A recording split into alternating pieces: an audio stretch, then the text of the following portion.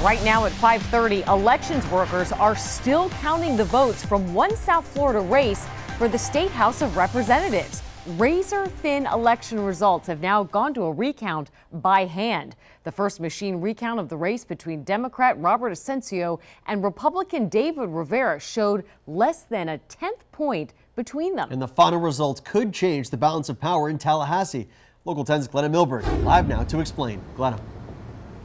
Victor, Janine, that is exactly why this race is so important, not only to the one district, but to the entire state. And it is so focused and so intense in there.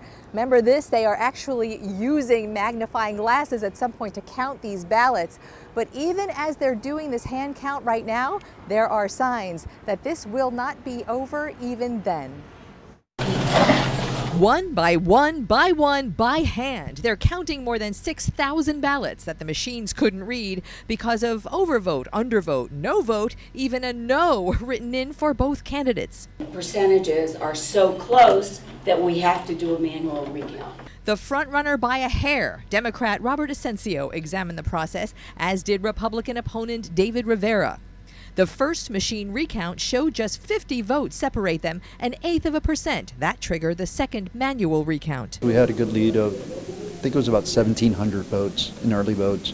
So I'm feeling very confident that that's going to show up today on the recount. Watching democracy in action can be tedious, but the drama of this race cannot be overstated. A win by Democrat Asensio, this one Miami-Dade House seat, would deprive Governor Rick Scott of veto-proof Republican majority for any law he signs.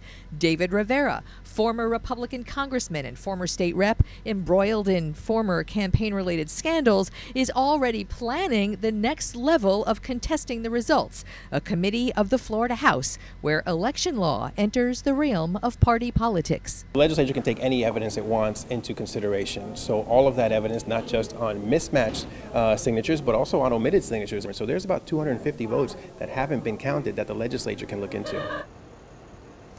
All right, and a little breaking news just in the last few minutes, even as the hand count continues, and they do have a couple of boxes left to count, David Rivera came out, showed us that he has already, by 5 o'clock, filed the paperwork to challenge the results of this race right to the Florida House of Representatives, and that'll be next week.